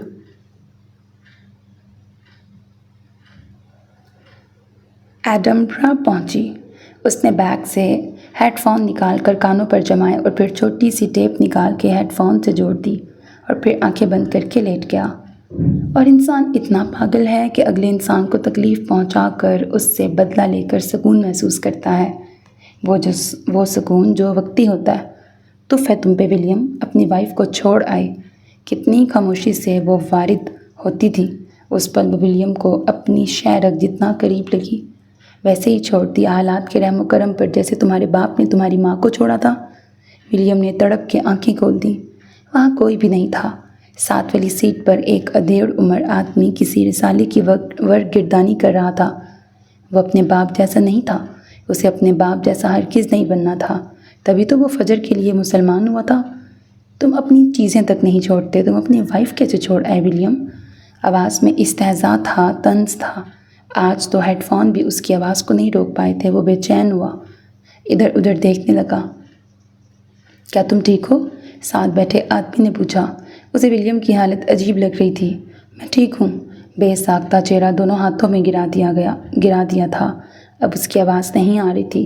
ولیم کا سکون برباد کر کے وہ جا چکی تھی اور کئی گھنٹے جاگتے رہنے کے بعد وہ جس قدر تھکا ہوا تھا سو گیا، پرسکون نیند۔ اور جب آنکھ کھلی تو جہاز ایڈنبرا میں لینڈ کرنے والا تھا۔ اس نے کھڑکی سے جھانک کے دیکھا۔ صبح کے 8 بجنے والے تھے اور وہاں درجہ حرارت اس وقت 7 سینٹی گریڈ تھا۔ شدید ٹھنڈ پڑ رہی تھی۔ آج کل درجہ حرارت رات میں 1 سینٹی گریڈ تک گر جاتا تھا۔ وہ غور سے دیکھتا رہا، سب کچھ ویسا ہی تھا، پھر بھی سب بدلا بدلا، سب روشن روشن کیوں لگ رہا تھا؟ حالانکہ صبح کے 8 بجے بھی ایڈنبرا میں رات کا سماں تھا۔ سرمئی اندھیرا چاروں جانب پھیلا تھا۔ یہ عجیب سی کیفیت تھی۔ وہ جیکٹ پہنتا کھڑکی سے ہٹ گیا اور پھر 20 منٹ بعد وہ ایئرپورٹ سے باہر نکل رہا تھا۔ یونائٹڈ کنگڈم کا چھٹا مصروف ترین ایئرپورٹ، جس کی بھوری عمارت پہ بڑا سا ایڈنبرگ ایئرپورٹ لکھا تھا، وہ جگہ جہاں اسکاٹ لینڈ دنیا سے ملتا تھا یا دنیا اسکاٹ لینڈ سے ملتی تھی، یہ دور سے ہی دکھائی دیتا تھا۔ اگر ایڈنبرگ کے بارے میں بات کی جائے تو یہ ایک بہت ہی خوبصورت شہر ہے جو اسکاٹ لینڈ میں واقع ہے۔ یہ اسکاٹ لینڈ کا دارالحکومت ہے۔ یہ اپنی تاریخ، ثقافت اور فنون لطیفہ کے لیے مشہور ہے۔ یہاں آپ کو تاریخی قلعے، خوبصورت مناظر اور ثقافتی میلوں کا تجربہ کرنے کو ملتا ہے۔ شہر کی خوبصورتی میں اس کی قدیم عمارتیں، باغات اور پہاڑی علاقے شامل ہیں، جیسے آرتھر سیٹ جو ایک مشہور پہاڑی ہے جہاں سے شہر کا شاندار منظر دیکھا جا سکتا ہے۔ ایڈنبرگ کی خاص بات یہ ہے کہ یہ تاریخ اور جدیدیت کا حسین امتزاج پیش کرتا ہے۔ جغرافیائی طور پر ایڈنبرگ ایک پہاڑی علاقے میں واقع ہے جس کے گرد پہاڑ اور گھنے جنگلات ہیں۔ ایڈنبرگ کی سب سے خاص بات یہ ہے کہ اس کو ادب کا شہر کہا جاتا ہے، کیونکہ یہاں بہت سے مشہور ادیب پیدا ہوئے، جیسے رابرٹ برنس، آرتھر کونن ڈوائل اور جے کے رولنگ۔ جی ہاں، ہیری پوٹر کی مصنفہ جے کے رولنگ۔ ایڈنبرگ اولڈ اسموکی کے نام سے بھی مشہور ہے۔ اولڈ اسموکی کہنے کی وجہ اس شہر کی تاریخی اور ثقافتی خصوصیات ہیں۔ یہ نام خاص طور پہ ایڈنبرگ کی دھویں دار پتھریلی گلیوں اور قدیم عمارتوں کی طرف اشارہ کرتا ہے، کیونکہ یہاں کی عمارتیں سرمئی ہیں۔ یہاں کی گلیاں اور عمارتیں کئی صدیوں کی تاریخ کی گواہی دیتی ہیں، اور ایڈنبرگ کی قدیم طرز سے تعمیر میں اکثر دھویں کا اثر ہوتا ہے، خاص طور پہ جب کوئلے کے چولہے استعمال ہوتے تھے۔ اس کے علاوہ اسموکی کا لفظ اس شہر کی روایتی اسکاچ وسکی کے ساتھ بھی جڑا ہوا ہے، جو کہ دھویں دار ذائقے کی وجہ سے مشہور ہے۔ یہ نام ایڈنبرگ کی ثقافتی ورثے، تاریخی اہمیت اور اس کی منفرد خصوصیات کو اجاگر کرتا ہے، جو اسے ایک خاص شناخت فراہم کرتا ہے۔ اسی ایڈنبرگ کی خوبصورت صبح میں ولیم کندھے پہ بیگ ڈالے، ایک ہاتھ میں فون پکڑے جبکہ دوسرے ہاتھ سے کیری تھامے باہر نکل رہا تھا۔ کہاں ہو؟ اس کا انگوٹھا تیزی سے ٹائپ کر رہا تھا، جبکہ ویٹنگ ایریا سے کچھ فاصلے پر ایک خوبصورت سی گاڑی کھڑی تھی۔ چمچماتی مرکری رنگ کی کار جس کی چھت کھلی تھی، سیاہ چمکتے پہیوں والی کار پوری شان و شوکت سے کھڑی اترا رہی تھی۔ ڈرائیونگ سیٹ پر نیل بیٹھا تھا، جینز شرٹ پر لیدر کی جیکٹ پہنے، مفلر کو کانوں پہ لپیٹے اور سر پہ گرم ٹوپی اوڑھے وہ ولیم کا ہی انتظار کر رہا تھا۔ جیسے ہی اس کی نظر باہر آتی ولیم پہ پڑی، وہ اچھلتے ہوئے ہوا کا دروازہ پھلانگ کے باہر نکلا اور تیزی سے اس کی جانب لپکا۔ اگلے لمحے وہ اس سے چپکا کھڑا تھا، دونوں بازو اس کے گرد جمائے۔ میں نے تمہیں بہت مس کیا، وہ مسرور سا بولا۔ اسے ولیم بہت عزیز تھا۔ آنکھیں بند کیے، چہرہ اس کے کندھے پہ ٹکائے، وہ کسی حسینہ کی طرح اس سے چپکا ہوا تھا، جبکہ ولیم کے ہاتھ پہلو میں ہی رہے۔ اس نے نیل کے گرد اپنے بازو نہیں پھیلائے۔ پیچھے ہٹو، تمہارے جسم سے اٹھتے بدبو کے بھبوکوں سے مجھے کیں آ جائے گی، وہ بے مروتی سے بولا تو نیل منہ بناتا اس سے الگ ہوا۔ گاڑی کو دیکھتے ولیم کی آنکھیں چمک اٹھیں۔ ہینڈ کیری کو وہیں چھوڑتے وہ گاڑی کی جانب بڑھا۔ بیلا؟ ہاں، اس کی گاڑی کا نام بیلا تھا۔ وہ اسے بہت عزیز تھی، حد سے زیادہ، نیل سے بھی زیادہ۔ اب وہ گھوم پھر کے چاروں جانب سے بیلا کا معائنہ کر رہا تھا کہ کہیں کوئی کھروچ تو نہیں، جبکہ نیل کمر پہ دونوں ہاتھ جمائے آنکھیں چھوٹی کیے اسے دیکھ رہا تھا۔ 20 دنوں بعد وہ ایک دوسرے سے مل رہے تھے اور ولیم کو اس سے زیادہ اپنی بیلا کی پرواہ تھی جو وہ نیل کے حوالے کر کے گیا تھا۔ کندھے پر لٹکا بیگ ولیم نے اتار کے پچھلی سیٹ پہ پھینکا، اور جب اسے یقین ہو گیا گاڑی بالکل اسی حالت میں تھی جس میں وہ چھوڑ کے گیا تھا تو اس کی آنکھیں چمک اٹھیں۔ بہت بڑے کمینے ہو تم، دوست سے زیادہ یہ گاڑی عزیز ہے جس نے 20 دن اس کا خیال رکھا۔ نیل بولے بنا نہیں رہ سکا، نہ بولتا تو پیٹ میں مروڑ اٹھنے لگتے۔ ایشیائی نین نقوش والا نیل ایک انڈین لڑکا تھا۔ لوگ تیزی سے آ جا رہے تھے اور کئی ستائشی نظریں بیلا کی جانب اٹھیں۔ ولیم ان تمام نظروں سے اچھے سے واقف تھا کیونکہ اس نے یہ گاڑی محنت سے حاصل کی تھی۔ جانتے ہیں کیسے حاصل کی تھی؟ لمبی کہانی ہے، آگے راز کھلے گا۔ مسکراہٹ ولیم کی آنکھوں تک محدود رہی، ہونٹوں تک آنے کی گستاخی نہیں کی۔ اگلے ہی پل وہ اچھلا اور گاڑی کے اندر چھلانگ لگا دی۔ وہ اب ڈرائیونگ سیٹ پہ بیٹھا تھا، ہاتھ سے چھو کے دیکھ رہا تھا، محسوس کر رہا تھا۔ ایک دن بھی میں نے اسے باہر نہیں نکالا، گیراج سے ابھی لے کے آیا ہوں۔ نیل نے اس کا ہینڈ کیری اٹھا کے پچھلی سیٹ پہ رکھ دیا اور دوسری طرف کا دروازہ کھول کر وہ اندر اس کے ساتھ والی سیٹ پہ بیٹھ گیا، جبکہ ولیم ابھی تک خاموش تھا۔ اب جلدی سے مجھے اچھا ناشتہ کرواؤ، تمہاری وجہ سے صبح صبح یہاں ایئرپورٹ پہ جھک مار رہا ہوں۔ اس نے بیٹھتے ہی فرمائش کی۔ یوں بھی اسے ولیم سے اس دورے کے سبھی قصے سننے تھے۔ گھر چلتے ہیں۔ ولیم نے گاڑی سٹارٹ کی۔ وہ اکثر سفر سے واپس آتا تو تھکا ہوتا تھا، پر آج نہیں تھا۔ جانے کیوں ایک نئی انرجی اندر دوڑتی محسوس ہو رہی تھی۔ او بھائی، خدا کا خوف کر، گھر کے نام پہ نیل بدک گیا۔ تمہارے اس محل جیسے گھر میں مجھے اس وقت جانے کا کوئی شوق نہیں ہے جب تمہارا ڈریکولا جیسا باپ وہاں موجود ہو۔ اس کا حلق تک کڑوا ہوا۔ نیل کو مسٹر جوزف نہیں پسند تھا اور مسٹر جوزف کو تو نیل زہر لگتا تھا، اسی لیے نیل مسٹر جوزف کی موجودگی میں وہاں جانے سے گھبراتا تھا۔ کسی کافی شاپ چلتے ہیں، گرم گرم کافی پیئیں گے، کافی ٹھنڈ ہے۔ اس نے اپنے ہاتھ مسل کر گرمائش پیدا کی، جبکہ منہ سے اڑتی بھاپ ایڈمبرگ کو اسموکی بنانے کی ایک اور وجہ لگ رہی تھی۔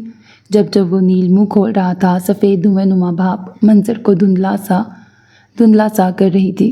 اس نے ڈیش بورڈ پہ موجود بٹن دبایا۔ سیاہ رنگ کی جالی نما چھت گاڑی کے پچھلے حصے سے کسی چھتری کی طرح کھلتی ان کے اوپر سے گزر کے سامنے ڈیش بورڈ میں فکس ہو گئی، اور اگلے ہی پل بیلا فراٹے بھرتی گہری سرمئی رنگ کی سڑک پر تیزی سے آگے بڑھ رہی تھی۔ اسی صبح میں ایئرپورٹ سے تقریباً 7 میل کے فاصلے پر مورے فیلڈ میں واقع جوزف پیلس پوری شان و شوکت سے کھڑا تھا۔ وکٹورین طرز کا بنا یہ پیلس اپنے اونچے مینار اور بے پناہ کھڑکیوں کے باعث دیکھنے سے تعلق رکھتا تھا۔ اگر بات کی جائے مورے فیلڈ کی، تو یہ ایڈمبرگ کا ایک مشہور علاقہ ہے جو خاص طور پر اپنے رگبی فٹ بال کی طرح کا میچ ہے جس میں گیند کو ہاتھ میں پکڑ کر حریف کے اینڈ زون میں لے جانا ہوتا ہے، اسٹیڈیم کے لیے جانا جاتا ہے۔ اس کے علاوہ موری فیلڈ ایک رہائشی علاقے کے طور پہ بھی جانا جاتا ہے جہاں وکٹورین اور ایڈورڈین طرز کی عمارتیں موجود ہیں۔ یہاں کے گھر عموماً کشادہ ہوتے ہیں اور اس میں باغات بھی ہوتے ہیں جو اس علاقے کی خوبصورتی میں اضافہ کرتے ہیں۔ یہاں پہ گھر ایک دوسرے سے کافی فاصلے پہ ہوتے ہیں اور تقریباً ہر گھر کے گرد اپنا ایک باغ ہوتا ہے۔ ایسے ہی 1 ایکڑ پہ بنے اس ہرے بھرے سے باغ میں جوزف پیلس موجود تھا۔ پیلس کی ظاہری وضاحت کو سمجھنے کے لیے پہلے وکٹورین سٹائل کو سمجھنا زیادہ ضروری ہے۔ وکٹورین گھر 19ویں صدی کے دوران برطانیہ میں تعمیر کیے گئے تھے، خاص طور پر ملکہ وکٹوریہ کے دور حکومت کے دوران۔ یہ گھر عام طور پر 1837 سے 1901 کے دوران یہ گھر عام طور پر اپنی خوبصورتی اور تفصیلی ڈیزائن کے لیے مشہور ہیں۔ وکٹورین گھروں میں پیچیدہ اور خوبصورت آرکیٹیکچرل تفصیلات ہوتی ہیں، جیسے کہ کڑھائی، چھوٹی بڑی بے شمار کھڑکیاں اور مختلف شکلوں کی چھتیں۔ جوزف پیلس گوتھک طرز پہ بنایا گیا پیلس تھا، اس لیے اس کی چھت اونچی تھی جس میں سلیٹ کا استعمال ہوا تھا۔ سٹین گلاس کی بنی کھڑکیاں کافی بڑی تھیں۔ اس گھر میں کئی کمرے تھے جن میں سے آج تک کچھ کمرے استعمال میں ہی نہیں لائے گئے تھے۔ گہرے سرمئی اور گہرے بھورے رنگ کا بنا یہ جوزف پیلس پہلی نظر میں ہی اپنے دیکھنے والے کو تحیر میں ڈال دیتا تھا۔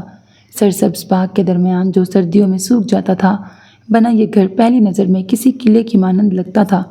گھر کے گرد چاروں جانب بڑا سا لان تھا اور بائیں جانب بڑا سا باغ بنا تھا۔ باغ اور لان کے گرد کوئی بار نہیں لگائی گئی تھی۔ یہاں سبھی گھر ایسے ہی بنے تھے، کسی کو بار لگانے کی یا اپنی جگہ کی حد بندی کی ضرورت نہیں تھی۔ جوزف پیلس زیادہ رقبے پہ پھیلا تھا، اور جو خاصیت اسے سب سے الگ بناتی تھی وہ یہ تھی کہ یہ اس علاقے میں اپنی طرز کا اکیلا گھر تھا۔ آس پاس کے گھر اب جدید طرز کے تھے، بہت سارے گھروں کے اسٹرکچر بدل چکے تھے، گھر اب زیادہ اونچے نہیں تھے، یہ چوڑائی رخ بنے ہوئے تھے، ایک منزلہ دور دور تک پھیلی عمارتیں۔ کوئی گھر ایسا تھا جو 2 منزلہ ہو، ورنہ ڈیزائن تبدیل کر لیے گئے تھے۔ موری فیلڈ میں گھر کسی لائن یا سیٹ میں نہیں بنتے، بلکہ یہ بے ترتیب تھے، آگے پیچھے، آمنے سامنے، اور ان کے بیچ جوزف پیلس کسی ڈریکولا کے پرانے محل جیسا کھڑا تھا۔ اگر ہم صبح کے اس پہر مرکزی بھیگی سڑک پر اتر کے بائیں جانب ایک پتریلی روش پہ چلتے جائیں تو روش کے آخر میں جوزف پیلس تھا، دونوں دور دور تک سبزہ تھا اور پیلس کے بائیں جانب باغ تھا۔ صبح کے اس پہر نم آلود دھند نے پورے موری فیلڈ کو اپنی لپیٹ میں لیا ہوا تھا، اور یہ کسی پھوار کی طرح گھروں، درختوں، پیڑ پودوں اور سڑکوں اور آس پاس کے جنگلات پہ اتر رہی تھی۔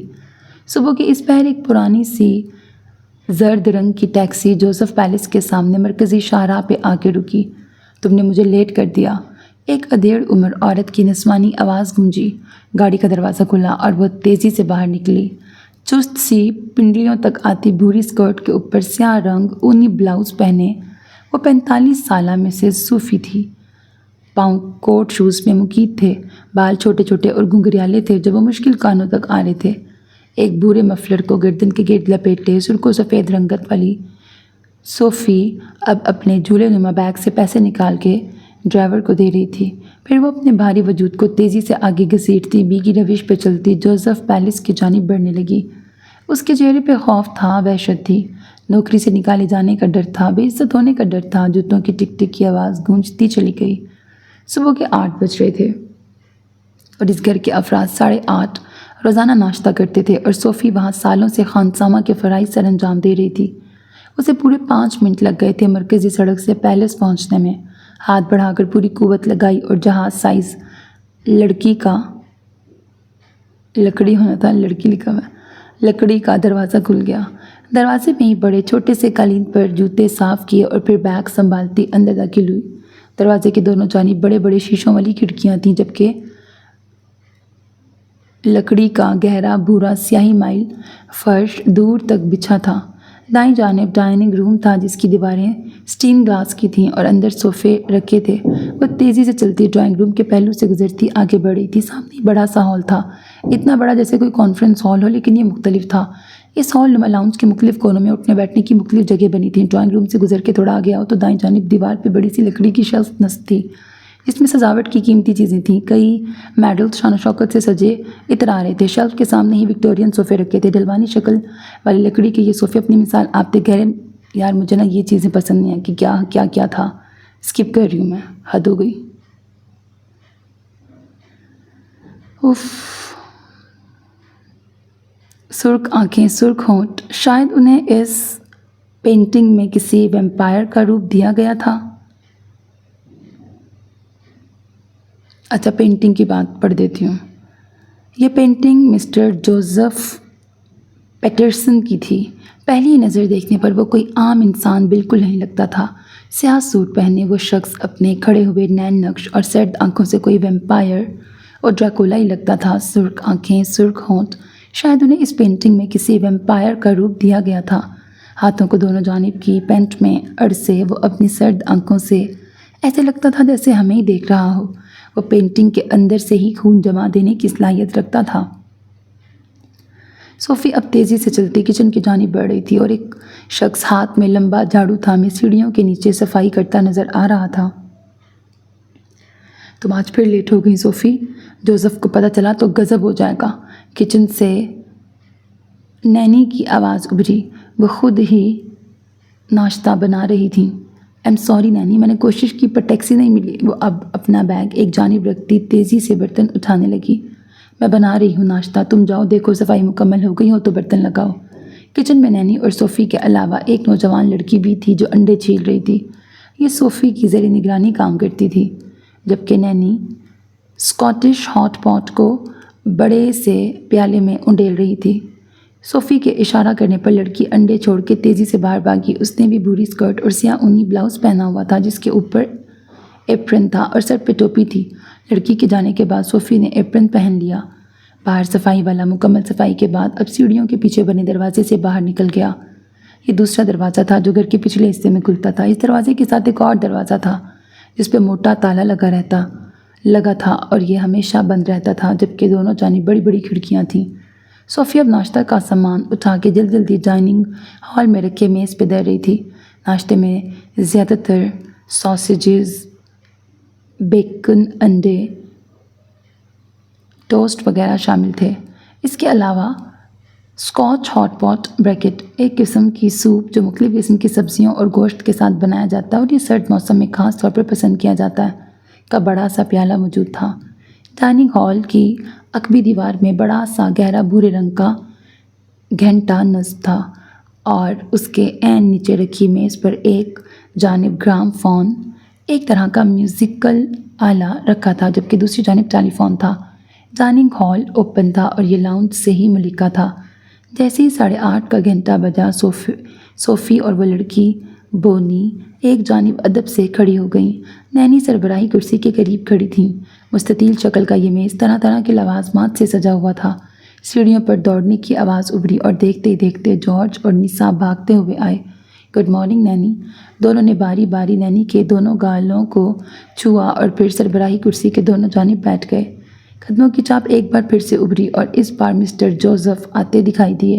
سیاہ ڈریس پینٹ پہ گہرے رنگ کا اوور کوٹ پہنے، بالوں کو جیل کی مدد سے پیچھے جمائے، چمچماتے جوتے پہنے، وہ ایک ایک زینہ اتر رہے تھے۔ چہرہ سپاٹ تھا، آنکھیں سرد۔ ہر روز اسی وقت پر وہ یہ زینے اترتے تھے، ہر روز اسی وقت پر ناشتہ ہوتا تھا، ہر روز اسی وقت پر ہر چیز پرفیکٹلی تیار ہوتی تھی۔ صوفی اور بونی کے پاس ہاتھ باندھے اب ان کا ذاتی ملازم کھڑا تھا۔ Good morning nanny. وہ قدم دھرتے نیچے اتر آئے اور پھر نسا اور جارج کی طرح انہوں نے بھی نینی کے گال پہ پیار کیا۔ نینی ہولے سے مسکرائیں۔ 65 سالہ نینی ایک حبشی خاتون تھیں۔ وہ مسٹر جوزف کی آیا تھیں اور مسٹر جوزف انہیں ماں کا درجہ دیتے تھے۔ بیٹھ جائیں۔ نینی کو کندھوں سے پکڑتے دوسری جانب کی سربراہی کرسی پہ بٹھانے کے بعد اب وہ اپنی کرسی پہ بیٹھ چکے تھے۔ نسا اور جارج خاموشی سے بیٹھے تھے۔ کیسے ہو تم دونوں؟ انہوں نے بیٹھتے ہی دونوں سے پوچھا۔ نسا تر و تازہ تھی، جبکہ جارج کی آنکھیں شدید نیند سے بھری تھیں۔ اس کی یونیورسٹی کی چھٹی تھی، لیکن ناشتے کے لیے سب کا ایک ساتھ ہونا ضروری تھا۔ ڈائننگ ہال میں اس وقت سوپ کی اشتہا انگیز خوشبو نتنوں سے ٹکرا رہی تھی۔ فائن ڈیڈ، دونوں یک زبان بولے۔ چلو پہلے دعا مانگتے ہیں۔ ایک ہاتھ کی مٹھی پر دوسرا جمائے وہ سب آنکھیں بند کیے زیر لب کچھ مانگ رہے تھے اور پھر آمین کی آواز ابھری۔ نینی کے اشارے پر صوفی نے آگے بڑھ کے ناشتہ پیش کرنا شروع کیا۔ بڑی نفاست اور خاموشی کے ساتھ کھانا شروع ہوا۔ جوزف نے ان دونوں سے ان کی پڑھائی کا پوچھا۔ کچھ پتہ ہے ولیم کہاں گیا ہے؟ جیسے ہی ناشتہ ختم ہوا مسٹر جوزف ہولے سے بولے۔ چہرہ اب بھی سپاٹ تھا، جبکہ نسا اور جارج کے دل کی دھڑکن تیز ہوئی۔ دونوں نے گھبرا کے ایک دوسرے کو دیکھا۔ نہیں پتہ ڈیڈ، اس بار اس نے ابھی تک کوئی ویڈیو اپلوڈ نہیں کی ہے۔ لہجے کو حد درجہ نارمل بنانے کی کوشش کی گئی، جبکہ مسٹر جوزف نے کچھ سمجھتے ہوئے اسبات میں سر ہلا دیا اور اگلے ہی پل وہ میز سے اٹھ کھڑے ہوئے۔ ان کا ملازم جو بیگ تھامے کھڑا تھا تیزی سے آگے بڑھا، جبکہ نینی ابھی خاموش تھیں۔ وہ اب خدا حافظ کہتے خارجی دروازے کی جانب بڑھ رہے تھے، جبکہ ملازم پیچھے پیچھے تھا۔ پھر وہ اچانک رک گئے اور ان کے رکنے پر نسا، جارج اور نینی تینوں کا سانس رک گیا تھا۔ تم لوگوں کی بات ہوئی اس سے؟ کچھ بتایا کب تک آ رہا ہے؟ اگلا سوال ابھرا۔ نسا نے بس کندھے اچکانے پہ اکتفا کیا۔ نہیں، بات نہیں ہوئی، جارج نے مشکل جواب دیا۔ مسٹر جوزف نے ایک بار پھر سے اسبات میں سر ہلایا اور جانے کے لیے پلٹے۔ پیچھے گہرا سناٹا چھایا تھا۔ وہ سب اپنا سانس روکے کھڑے تھے۔ انہیں شور نہیں پسند تھا اور باقی سب اپنے سانس چلنے کی آواز تک روک لیتے تھے۔ جب وہ لاؤنج عبور کر کے ڈرائنگ روم تک پہنچے، بڑے سے گھنٹے کے نیچے رکھا ٹیلی فون زور سے چنگاڑا۔ نسا کی بے ساختہ چیخ ابھری، جسے اس نے منہ پہ ہاتھ رکھتے دبایا، جبکہ باقی سب اپنی اپنی جگہ پہ اچھل پڑے۔ ٹیلی فون بج رہا تھا اور مسٹر جوزف کے قدم ساکت ہوئے۔ کچھ پل وہ یوں ہی کھڑے رہے اور پھر پلٹ کے دیکھا۔ یہ ٹیلی فون نہیں بلکہ خطرے کی گھنٹی تھا اور خطرہ ولیم سے جڑا تھا۔ مسٹر جوزف نے گہرا سانس فضا میں خارج کیا، جبکہ جارج تیزی سے چنگاڑتے فون کی طرف لپکا۔ آ گیا ولیم جوزف واپس۔ وہ اب جبڑے بھینچے کھڑے تھے۔ کچھ نہ کچھ غلط ہوا تھا۔ کیا غلط تھا، وہ اب جارج فون رکھ کر ہی بتا سکتا تھا۔ نیل اور ولیم صبح کے اس پہر ایک ریسٹورنٹ میں بیٹھے تھے، جہاں لوگ ناشتہ کرنے آتے تھے۔ گلاس ہال کے قریب رکھے گول میز پر وہ دونوں آمنے سامنے بیٹھے تھے۔ پورے ریسٹورنٹ میں ناشتے کی مہک پھیلی تھی۔ ولیم نے منہ ہاتھ دھوئے اور جیکٹ اتار کر ایک جانب کرسی سے لٹکا دی۔ وہ ابھی تک اس بھوری اونی اوور سائزڈ گول گلے والی شرٹ میں تھا جو اس نے ایک دن پہلے فجر سے نکاح کے وقت پہن رکھی تھی۔ اس بھوری شرٹ میں اس کی رنگت نمایاں تھی۔ گھنے بالوں کو گیلے ہاتھوں سے پیچھے کی جانب سیٹ کیا گیا تھا، جبکہ شرٹ کے بازوؤں کو کونیوں سے ذرا نیچے تک فولڈ کر لیا۔ وہ کرسی سے ٹیک لگائے بیٹھا تھا جبکہ ویٹر اب ناشتہ میز پہ لگا رہا تھا۔ گرم گرم سوپ اور کڈنی پائی کو دیکھ کر نیل کی رال ٹپکنے کے ساتھ ساتھ ولیم کی بھوک بھی جاگ اٹھی۔ کڈنی پائی ایک روایتی اسکاٹش ڈش ہے جو گائے یا بھیڑ کے گردے، گوشت اور مختلف سبزیوں کے ساتھ تیار کی جاتی ہے۔ یہ پائی پیسٹری کی تہوں میں لپٹی ہوتی ہے جو اسے کرنچی اور مزیدار بناتی ہے۔ یہ گرم اور تسکین بخش ہوتی ہے، اس لیے زیادہ تر سردیوں میں کھائی جاتی ہے۔ پائی کی اٹھتی مہک نے اسے سیدھا ہو کے بیٹھنے پہ مجبور کیا۔ اس سے کچھ فاصلے پر کونے والی میز پہ دو لڑکیاں بیٹھی تھیں۔ ان کی نظریں ولیم اور نیل پر تھیں۔ یہ تو اسٹار لائٹ پروڈکشن کے مالک جوزف پیٹرسن کا بیٹا ہے نا؟ میں نے اسے ایک مرتبہ ان کے ساتھ دیکھا تھا۔ موضوع گفتگو اب ولیم تھا۔ جو بھی ہے، ہینڈسم ہے۔ دوسری لڑکی نے اسے دیکھتے فوراً کہا۔ وہ اب نیل کی کسی بات پہ مسکرایا تھا۔ وہ اب پائی کی چھوٹی پیسٹری کو اٹھائے منہ تک لے جا رہا تھا اور اس کے بازو اور ان پہ ابھری ہلکی نیلی نسیں نمایاں ہوں۔ ریجیکٹڈ، پہلی لڑکی فوراً بولی، جبکہ دوسری نے تعجب سے اسے دیکھا۔ تم اسے ریجیکٹ کر رہی ہو؟ اسے کوئی کیسے ریجیکٹ کر سکتا ہے؟ میں خود کو ریجیکٹ کر رہی ہوں، پہلی لڑکی استہزائیہ بولی، جبکہ دوسری نے ٹھنڈی آہ بھرتے ولیم سے نظریں ہٹا لیں۔ چلو جلدی ناشتہ کرو، آفس پہنچنا ہے۔ وہ دونوں اب مگن سی ناشتہ کر رہی تھیں، لیکن ولیم گفتگو کا موضوع ہی رہا۔ کبھی اس کے بارے میں تو کبھی مسٹر جوزف کے بارے میں کچھ کہا جاتا، جبکہ کچھ فاصلے پہ بیٹھا ولیم ان کی نظروں سے انجان نہیں تھا۔ ہاں، وہ ولیم جوزف تھا۔ اسے دیکھ کے لڑکیاں خود کو خود ہی ریجیکٹ کر لیتی تھیں۔ تو بتاؤ، تمہارا یہ ٹور کیسا رہا؟ نیل نے سوپ پیتے پوچھا۔ زبردست، کوئی چھم سے تصور کے پردے پہ لہرایا۔ اور اس بار نیا کیا کیا؟ اگلا سوال ابھرا۔ پیٹ بھرتے ہی اس کا دماغ کام کرنا شروع ہو گیا تھا۔ شادی۔ پرسکون سے ولیم نے بوم پھوڑا اور نیل کو زوردار اچھو لگا۔ اس نے بے ساختہ گردن پہ ہاتھ رکھا۔ بری طرح کھانستے ہوئے اس نے پانی اٹھا کے پیا، جبکہ ولیم نے بھویں سکیڑ کے اسے دیکھا۔ کیا ہو گیا ہے؟ تمہیں کیا ہو گیا بھائی؟ تم ٹھیک ہو؟ کیسی بہکی بہکی باتیں کر رہے ہو؟ اسے ولیم پہ شبہ ہوا۔ اس کی ذہنی حالت دن بدن بگڑی جا رہی تھی۔ اس بار نیل کو افسوس ہوا۔ تم نے پوچھا، میں نے بتا دیا، اس میں اتنا ریاکٹ کرنے کی کیا ضرورت ہے؟ وہ سنجیدہ تھا اور مزے سے سوپ پی رہا تھا، جبکہ نیل کی بھوک اڑ چکی تھی۔ وہ اب حیرت اور پریشانی کے ملے جلے تاثرات سے اسے دیکھ رہا تھا۔ کس سے شادی کی؟ وہ ابھی تک بے یقین تھا۔ لڑکی سے ہی۔ میں اسٹریٹ ہوں، لڑکوں میں ذرا دلچسپی نہیں ہے، سکون سے اگلا جواب دیا گیا۔ اندھی تھی کیا وہ؟ نیل نے سوال کیا تھا یا تبصرہ؟ ولیم نے گھور کے اسے دیکھا، جبکہ وہ گڑبڑا گیا۔ میرا مطلب شادی وہ بھی تم سے؟ اور تم نے کیسے کر لی؟ میں نہیں مانتا بھائی، دونوں ہاتھ اٹھا کے اعلان کیا گیا۔ ولیم نے سوپ کا پیالہ رکھا اور پھر جیکٹ اٹھا کر اس کی اندرونی جیب سے ایک طے شدہ کاغذ نکالا اور نیل کی جانب بڑھایا۔ نیل نے اسے پکڑا اور کھول کے دیکھا۔ ولیم دوبارہ سوپ کی جانب متوجہ ہو چکا تھا۔ جیسے ہی نیل نے کاغذ کھولا اور سرسری سی نظر اس پہ ڈالی، اگلے ہی پل وہ شدت جذبات سے چلاتا ہوا اٹھ کھڑا ہوا۔ What the! اس نے منہ پہ ہاتھ رکھ کر خود کو کچھ غلط بولنے سے روکا، جبکہ ولیم اتنا شدید رد عمل کی توقع نہیں کر رہا تھا۔ ریسٹورنٹ میں بیٹھے کافی لوگوں نے تعجب سے نیل کو دیکھا جو معذرت کرتا واپس بیٹھا، پھر اس کے جانب جھک کر سرگوشی نما انداز میں بولا، بھائی تم نے شادی کر لی؟ تم نے پاکستانی لڑکی سے شادی کر لی؟ اس کی آنکھیں حیرت سے پھٹنے کو تیار تھیں، چہرہ سرخ پڑ چکا تھا۔ ولیم نے اس کے جواب میں ذرا سے کندھے اچکا دیے۔ شادی کے لیے تجھے پاکستانی لڑکی ملی تھی کیا؟ وہ سوال پہ سوال کر رہا تھا، جبکہ ایک پل کو ولیم نے خود کو بس سٹاپ پہ پایا۔ بیوٹی ان وائٹ اس کے ساتھ بیٹھی تھی۔ تمہارے ڈریکولا باپ کو پتہ چلا وہ تیرا خون پی جائے گا، وہ رازدارانہ انداز میں بولا، پھر کاغذ طے کرتے واپس اس کی جانب بڑھایا۔ مبادا کہیں مسٹر جوزف اسے اس کاغذ کے ساتھ نہ دیکھ لے اور پھر ولیم سے پہلے اس کی موت واقع ہو۔ ولیم نے وہ کاغذ پکڑ کے واپس رکھ لیا۔ مسلمان ہونے والی بات وہ چھپا گیا تھا۔ اور نہ؟ نیل نے پوچھا۔ اگلے ہی پل نیل منہ پہ ہاتھ رکھتا جھٹکے سے اٹھ کھڑا ہوا۔ ولیم نے سوالیہ نظروں سے اسے دیکھا۔ میرا اور تمہارا تعلق ختم، وہ دونوں ہاتھ جھٹکتے بولا۔ تم مجھے نہیں جانتے اور میں تمہیں نہیں جانتا۔ اس نے تعلق قطع ہی کر دیا۔ پاگل ہو گئے ہو؟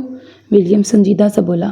پاگل میں نہیں، پاگل تم ہو گئے ہو۔ تیرے باپ کو پتہ چلا نا سالے، تیرا خون پی کر، تیرا گوشت چبا کے تیری ہڈیاں ایسی جگہ دبائے گا کہ شکاری کتے بھی نہ ڈھونڈ پائیں۔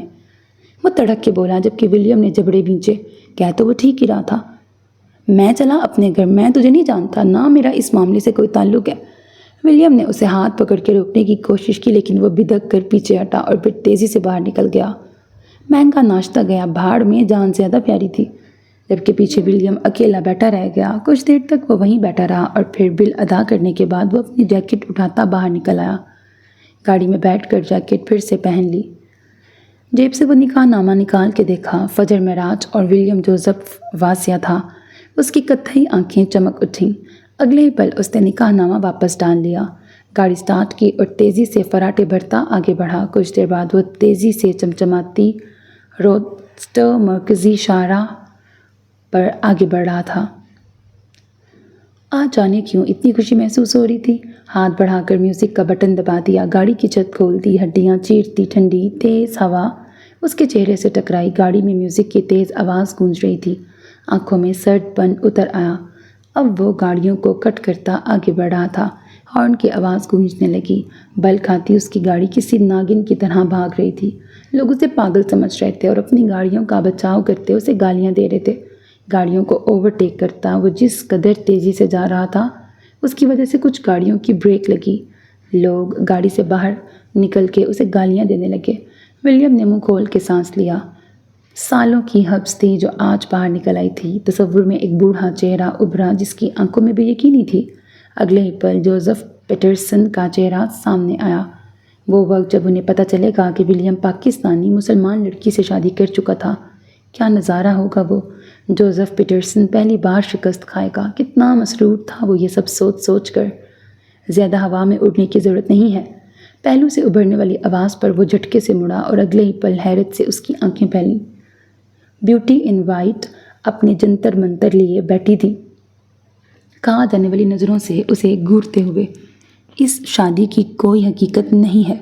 اگلے پل اس کی آنکھوں میں درد ابھرا۔ اسٹیئرنگ پر ولیم کے ہاتھوں کی گرفت ڈھیلی پڑی۔ وہ حیرانی سے اسے دیکھ رہا تھا۔ ذہن بھٹک گیا۔ ایڈنبرگ غائب ہوا، ٹریفک اور اس کا شور بھی۔ وہ دونوں بس اسٹاپ پہ بیٹھے تھے۔ وہ بے ساختہ اسے دیکھے جا رہا تھا۔ بھول گیا تھا اس کی گاڑی اوور سپیڈ تھی۔ وہ اسے پکارنا چاہتا تھا، کچھ کہنا چاہتا تھا لیکن اگلے ہی پل ہارن کی کان کے پردے پھاڑ دینے والی آواز ابھری۔ وہ کسی خواب سے جاگا۔ گردن سیدھی کی، اسٹیئرنگ پر گرفت جمائی، گاڑی کا رخ موڑنا چاہا پر دیر ہو چکی تھی۔ گاڑی جس رفتار سے بھاگ رہی تھی سنبھل نہیں پائی اور سڑک کے ایک کنارے کھڑے ٹرک سے جا ٹکرائی۔ زوردار دھماکہ ہوا اور پھر خاموشی چھا گئی۔ معراج الدین کے گھر کے سامنے ہجوم تھا۔ لوگ آ جا رہے تھے۔ پچھلی رات معراج الدین دل کا دورہ پڑنے کے باعث انتقال کر گیا تھا۔ جنازہ ظہر کے بعد تھا۔ کھلے صحن میں تمبو لگا کے بیٹھنے کی جگہ بنائی گئی تھی۔ محلے کی ساری عورتیں جمع تھیں، کچھ عورتیں اور لڑکیاں معراج الدین کی چارپائی کے گرد ہاتھوں میں سورۃ یاسین اور سپارے پکڑے کھڑی تھیں اور ہل ہل کر زور زور سے پڑھنے میں مگن تھیں۔ رات کو ان کے گھر سے رونے پیٹنے کی آوازیں آ رہی تھیں۔ کچھ تو ایسا ضرور ہوا ہے جس سے بیچارے معراج کی موت ہو گئی۔ محلے کی عورتیں آدھا منہ دوپٹے میں چھپائے کھسر پھسر کر رہی تھیں، جبکہ کچھ فاصلے پہ فجر بیٹھی تھی کسی لاش کی طرح۔ اس کا چہرہ نیلا پڑ چکا تھا اور سوجا ہوا تھا، آنکھیں خشک اور ویران تھیں، ایک آنسو بھی نہیں تھا۔ وہ اکڑی ہوئی تھی، پورا جسم اکڑا ہوا تھا، ذرا سا سانس لینے پر ہی درد کی ٹیسیں اٹھنے لگتیں۔ سفید رنگ کی چادر اوڑھے وہ زندہ لاش لگ رہی تھی، ہڈیوں میں اتنا درد تھا جیسے ساری ٹوٹ گئی ہوں۔ دیکھ فجر کو کیسے بیٹھی ہے، باپ کے لیے ایک آنسو نہیں نکلا۔ اب اس پہ تبصرے کیے جا رہے تھے۔ ہلتے ہلاتے عورتوں میں سے کوئی اس سے ٹکرا گئی اور فجر کی درد کے باعث سسکی ابھری، آنکھیں اذیت سے میچ لیں، ہونٹ آپس میں پیوست کر لیے۔ سردی کی چوٹ تھی، درد جانے کا نام ہی نہیں لے رہا تھا۔ اماں ابا کی چارپائی کے پاس بیٹھی آنسو بہا رہی تھی۔ سالوں کا ساتھی اکیلا چھوڑ کے چلا گیا تھا۔ کوئی اپنا نہیں تھا، کوئی رشتہ دار نہیں تھا۔ محلے والوں نے ہی مل ملا کر سارا انتظام کیا۔ فجر رو لے پتر، باہر سے آواز آئی، میں ڈر گئی، استغفر اللہ۔ فجر رو لے پتر، کسی بوڑھی عورت نے اسے پکڑ کر سینے سے لگا لیا تاکہ وہ رو کر اپنا دل ہلکا کر لے، پر وہ آنسو کہاں سے لاتی؟ سب بہا دیے تھے، سب ختم ہو چکا تھا۔ کچھ لوگ مر جاتے ہیں، انہیں دفنا دیا جاتا ہے، جبکہ کچھ لوگ مر تو جاتے ہیں پر انہیں موت نہیں آتی، انہیں دفنایا نہیں جاتا، وہ زندہ رہتے ہیں، انہیں زندہ رہنا پڑتا ہے، اور فجر کو بھی زندہ رہنا تھا۔ So میرے عزیز listeners, this was the end of episode 2 of the novel Ankabut. Hope that you like it. Channel کو سبسکرائب کرنا، ویڈیو کو لائک کرنا، اور کیا کمنٹ سیکشن میں اپنے رائے کا اظہار کرنا، ہرگز نہ بھولیے گا، because that's how you can encourage me and that's the only kind of support and encouragement which I want from all of you. اللہ حافظ.